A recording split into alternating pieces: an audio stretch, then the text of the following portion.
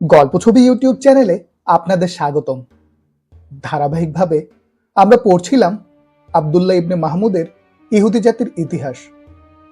গত কয়েক পর্বে মুসা আলাইহিস সালামের কাহিনী পড়ছিলাম। আজকের পর্ব জীবন সায়ান্নে দুই নবী। অডিও বুকটি ভালো লাগলে সাবস্ক্রাইব করবেন এবং বন্ধুদের সাথে শেয়ার করবেন। ধন্যবাদ। ইসরায়েল এখন তাওরাত তথা একটি শরীয়ত পেল, যেখানে খুবই বিস্তারিতভাবে নিয়মকানুন লেখা ছিল। সেগুলো মেনে কাজ করা শুরু করেছিলেন মুসা আলাইহিস সালাম। তিনি আল্লাহর আদেশে নির্মাণ করলেন ধর্মীয় ইতিহাসের সবচেয়ে ক্ষমতাধর বস্তু, আর্ক অফ দ্য কোভেনেন্ট বা শরীয়ত সিন্দুক বা তাবুতে সাকিনা।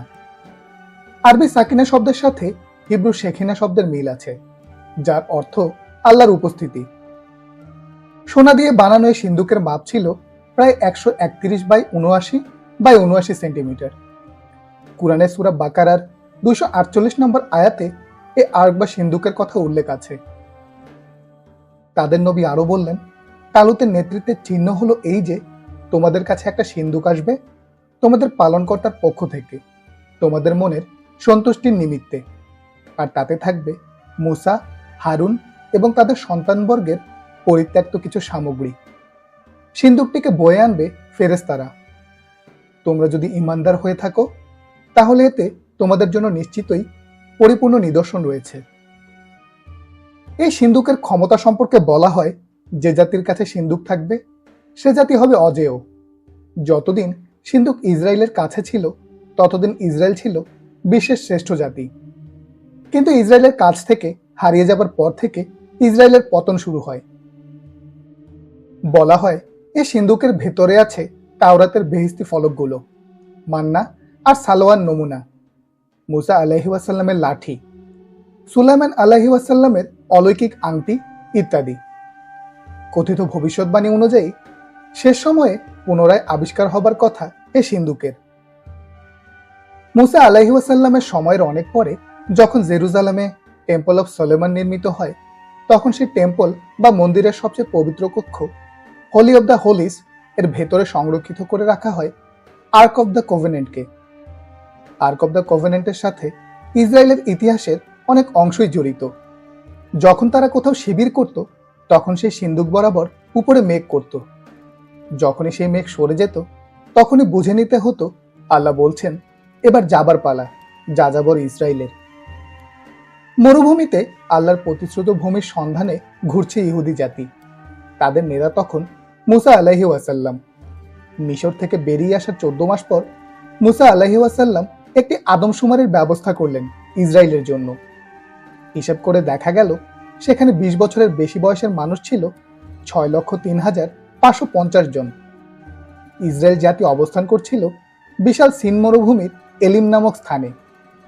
আদমশুমারি শেষ হলে দেখা গেল যে মেঘখণ্ড আর্ক অফ কোভেনেন্ট সিন্দুক সম্বলিত তাঁবুর উপর ছায়া দেয় সেটি সরে গেছে। এখন ইসরায়েল জাতিকে আবার যাত্রা শুরু করতে হবে।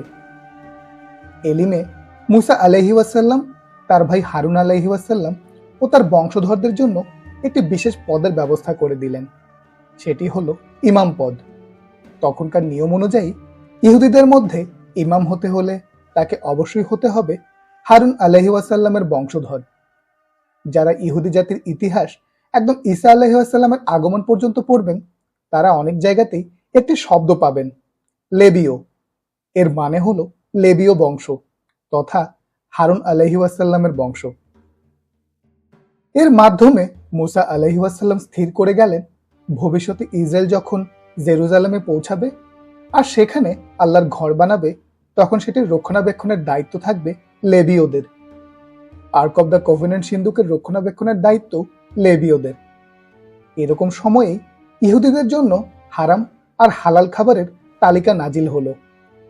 ইহুদিদের জন্য হালাল খাবারগুলোকে কোশার বলা হয়, যা একই সাথে মুসলিমদের জন্যও হালাল। তবে উল্টোটা সত্য নয়, অর্থাৎ মুসলিমদের সকল হালাল ইহুদিদের জন্য কোশার নয়। এরপর মুসা আলাইহিস সালামের নেতৃত্বে কাফেলা আবার বেরিয়ে পড়ল সিনাই মরুভূমি থেকে। সেটা ছিল মিশর থেকে বেরিয়ে যাবার পর 14তম মাসের 20তম দিন। কাফেলা চলতে চলতে যতক্ষণ পর্যন্ত না পারান মরুভূমিতে এসে পৌঁছালো ততক্ষণ সবাই চলতেই থাকলো। পারান মরুভূমি এখন আমাদের কাছে ভিন্ন নামে পরিচিত। এটা মক্কা ও তার আশপাশ জুড়ে বিস্তৃত সুবিশাল মরুকে বোঝায়। ঠিক এ জায়গায় এসে ইহুদিদের ইতিহাস গ্রন্থগুলো আমাদের কিছুই জানায় না সেখানে তারা কি দেখলো বা না দেখলো। এ বিশাল মরুভূমির কোনো এক স্থানে অনেক শতাব্দী পূর্বে হযরত ইব্রাহিম আলাইহি ওয়াসাল্লাম তার শিশুপুত্র ইসমাইল আলাইহি ওয়াসাল্লাম ও তার মা হাজেরাকে রেখে গিয়েছিলেন। সেখানে জমজম কূপ গড়ে ওঠে এক উপত্যকা। খুব উন্নত নয় বটে, তবুও একটি জনবসতি ছিল বটে। তবে এদেরকে বলা হতো ইসমাইলি এবং তাদের বলা হতো ইসরায়েলিদের ভাই, কারণ ইসমাইল আলাইহি ওয়াসাল্লামের ভাই ইসাক আলাইহি ওয়াসাল্লামের ছেলের নামই ছিল ইসরাইল বা ইয়াকুব। কিন্তু ইসরায়েলিরা খুবই ঘৃণার চোখে দেখত ইসমাইলিদের। কেন? কারণ ইসমাইল আলাইহি ওয়াসাল্লামের মা হাজেরা একসময় ইব্রাহিম আলাইহি ওয়াসাল্লামের দাসী ছিলেন, আর ইসাক আলাইহি ওয়াসাল্লামের মা সারা ছিলেন রাজকন্যা। এজন্য ইসরায়েলিরা নিজেদের রাজ রক্তধারী ভাবে, আর ইসমাইলিরা হলো নিচু বংশ। পারানে থাকার সময় কেউ কি একবারও কাবার কাছে গিয়েছিলেন? গেলেও সেই বিষয়ে ইহুদিদের ইতিহাস চুপ। হয়তো আসলেই কেউ জাননি, কারণ মরুভূমিটা খুব ছোট নয়, কিন্তু বেশ বড়। এত রাস্তা অতিক্রম করে কেউ ইসমাইলিদের সাথে দেখা করতে হয়তো যাবে না। আমরাও তাই কিছু জানি না ইতিহাস থেকে। তবে কুরআনে না হলেও ইসলামী সূত্রে মুসা আলাইহি ওয়াসাল্লামের হজ পালনের কথা বলা হয়েছে। বেহেশতি মান্না আর সালোয়া খেতে খেতে ইহুদিদের আর ভালো লাগছিল না। এ নিয়ে তারা মুসা আলাইহি ওয়াসাল্লামের কাছে অভিযোগ করতেই লাগলো। শেষে মুসা আলাইহি ওয়াসাল্লাম বিরক্ত হয়ে শরীয়ত সিন্ধুকের কাছে গিয়ে আল্লাহর কাছে প্রার্থনা করলেন। আল্লাহ উত্তর দিলেন, তিনি টানা 1 মাস এই এতজন লোকের জন্য ভিন্ন মাংস পাঠাবেন। মুসা আলাইহি ওয়াসাল্লাম অবাক হয়ে বললেন, সমুদ্রের সমস্ত মাছ ধরে আনলেও তো বোধহয় এদের কুলাবে না, এত মানুষ। আল্লাহ তাকে তার কুদরত দেখার জন্য অপেক্ষা করতে বললেন। তখন আল্লাহর নির্দেশ মোতাবেক বনি ইসরায়েলের 70 জন নেতাকে তাঁবুর সামনে এনে দাঁড় করালেন এবং এই অবস্থায় আল্লাহর সাথে কথা বললেন মুসা আলাইহি ওয়াসাল্লাম। মুসা আলাইহি ওয়াসাল্লাম তার ব্যক্তিগত পরিচর্যাকারী আর সঙ্গী হিসাবে নিযুক্ত করলেন নুনের ছেলে ইউশাকে। এই ইউশাকে সাথে নিয়ে মুসা আলাইহি ওয়াসাল্লাম দেখা করতে যান খিজির আলাইহি ওয়াসাল্লামের সাথে। তবে সেই কাহিনী অন্য কোনো লেখায় তুলে ধরা হবে, যেহেতু ইহুদি জাতির ইতিহাসের সাথে এটা অপ্রাসঙ্গিক। পরদিন সকালবেলা দেখা গেল সমুদ্রের দিক থেকে অসংখ্য পাখি উড়ে আসছে আর কাফেলার কাছে এসে মরুতে পড়ে যাচ্ছে মরে। অবাক চোখে তাকিয়ে রইল সবাই। হিসাব করে দেখা যায় সেদিন ওরা 1800 কেজি পাখির মাংস সংগ্রহ করেছিল। পেট পুড়ে খেলো তারা। কিছুদিন পর পারান থেকে যাত্রা শুরু করলেন মুসা আলাইহি ওয়াসাল্লাম। এবার তাদের লক্ষ্যস্থল হলো পবিত্র ভূমি, অর্থাৎ ফিলিস্তিন ইসরায়েল উপত্যকা। সেটা তখন পরিচিত ছিল কেনান ভূমি নামে। কিন্তু কেনান ছিল খুবই শক্তিশালী একটি রাজ্য। তাই কেনান জয় করার জন্য আগে বের করতে হবে এই উপত্যকার প্রধান প্রধান শহর আর সেসব শহরের দুর্বলতাগুলো। এক একটা শহর যেন এক একটা দুর্গের মতো, একটি একটি করে শহর দখল করে নিতে হবে। এতক্ষণ পর্যন্ত বলা যায় আরাম করেই মরুভূমি পার করেছে ইসরায়েলের কাফেলা। কিন্তু এখন শুরু হলো জীবনের ঝুঁকি, কারণ যে পথ ধরে তারা পার হবে প্রায়ই সেখানে জনবসতি পড়বে, আর জনবসতি মানেই হলো শত্রু। ভিনদেশীদেরকে শত্রু হিসাবেই দেখে তারা। তাই মুসা আলাইহি ওয়াসাল্লাম সিদ্ধান্ত নিলেন গুপ্তচর প্রেরণ করবেন সেই কেনান এলাকা দেখে আসার জন্য। কিন্তু তিনি যেটা জানতেন না সেটা হলো ইসরায়েল জাতি এতই অলস ছিল যে তারা যুদ্ধ করতেও চাচ্ছিল না। তারা চাচ্ছিল যে তারা কেবল যাবে আর শহরগুলো নিজে থেকেই তাদের মুঠোয় চলে আসবে। মুসা আলাইহি ওয়াসাল্লাম 12 জন গুপ্তচর নির্বাচন করলেন ইসরায়েলের 12 গোত্র থেকে। তারা ছিল শামুইয়ে, শাফত, কালুত, জিগাল, ইউশা, পলতি, গাদিয়েল, গাদি, অমিয়েল, সাথুর, নাহবি আর গুয়েল। তিনি তাদের বলে দিলেন, তোমরা দেখবে সেখানে যারা বাস করে তারা শক্তিশালী নাকি দুর্বল, দেশগুলো ভালো না মন্দ, দেয়াল ঘেরা নাকি দেয়াল নেই, ফসল কেমন, গাছপালা কেমন, পারলে ফল নিয়ে আসার চেষ্টা করবে। 12 জন গুপ্তচর রওনা হয়ে গেল। আর মুসা আলাইহি ওয়াসাল্লাম ইসরায়েল কাফেলা নিয়ে অপেক্ষা করলেন সেই পাড়া নেই, রওনা দিলেন না আর। 40 দিন পর খবর পাওয়া গেল গুপ্তচরেরা নাকি ফিরে এসেছে। তারা এসে মুসা আলাইহিসসালাম আর হারুন আলাইহিসসালামকে বলল, আপনি যে দেশের জন্য রওনা দিচ্ছেন সেটা খুবই সুজলা সুফলা দেশ, সন্দেহ নেই, কিন্তু সেই দেশের মানুষ অনেক শক্তিশালী। তারা বোঝানোর চেষ্টা করলো যে এই দেশ দখল করা ইসরায়েলের পক্ষে সম্ভব না। কিন্তু যে 12 জন গিয়েছিল তাদের মধ্যে ইউশা আর কালুত ছিলেন খুবই সৎ। তারা সত্যটা বলল, আমরা পারবো দখল করে নিতে। আল্লাহ নির্দেশ দিলেন, কোরআন আমাদের বলছে, হে আমার সম্প্রদায়, পবিত্র ভূমিতে প্রবেশ করো যা আল্লাহ তোমাদের জন্য নির্ধারিত করে দিয়েছেন, এবং পেছন দিকে প্রত্যাবর্তন করো না, অন্যথায় তোমরা ক্ষতিগ্রস্ত হয়ে পড়বে। কিন্তু তারা মানতে চাইল না। 10 জন গুপ্তচর তখন বের হয়ে এসে লোকদের মাঝে গুজব ছড়িয়ে দিল, যেন সবাই ভয় পেয়ে যায়। তাদের ছড়ানো গুজব ছিল, আমরা যে দেশের খোঁজখবর নিয়ে এসেছি সে দেশের বাসিন্দারা নরখাদক। যেসব লোক আমরা সেখানে দেখেছি ওরা দেখতে খুব বড়। আমরা যাদের দেখেছি সেখানে তারা হলো নেফিলিম, অনাকের বংশধর। নেফিলিম, ওদের দেখে আমরা নিজেদের মনে করলাম ঘাস ফড়িং। নেফিলিম কি জিনিস অনেকেই জানে না। ইহুদি ধর্মমতে বেহেশত থেকে বহিষ্কৃত ফেরেশতা বা ফলেন অ্যাঞ্জেলরা মানবীদের সাথে যৌন মিলিত হবার ফলে যে সন্তান জন্ম হতো তারা ছিল প্রবল পরাক্রমশালী। এ ভিন্ন সংকর প্রজাতিকে নেফিলিম বলা হতো হিব্রুতে। নেফিলিম অর্থ ফলেন বা পতিত। মূলত ফলেন অ্যাঞ্জেল থেকে এটা এসেছে। আপাতত এটা জেনে রাখে যথেষ্ট যে নেফিলিমের গল্প শুনিয়ে বাচ্চাদের ভয় দেখানো হতো। তবে এটা তাদের কাছে পৌরাণিক ছিল না, এটা তারা বিশ্বাস করত, বড়রাও বিশ্বাস করত। ছোট থেকেই নেফিলিম ভয় করতে শিখত তারা।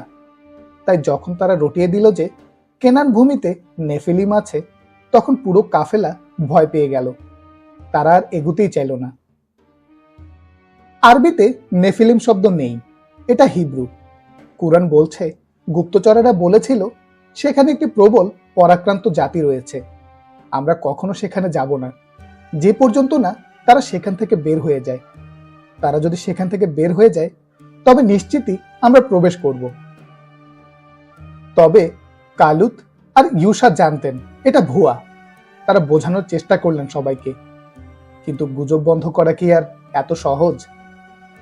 কুরআন বলছে, খোদাভীরুদের মধ্য থেকে 2 ব্যক্তি যাদের প্রতি আল্লাহ অনুগ্রহ করেছিলেন, কালুত আর ইউশা, বললেন, তোমরা তাদের উপর আক্রমণ করে দরজায় প্রবেশ করো। এরপর তোমরা যখন তাতে প্রবেশ করবে তখন তোমরাই জয়ী হবে, আর আল্লাহর উপর ভরসা করো যদি তোমরা বিশ্বাসী হও। কিন্তু কে শোনে কার কথা?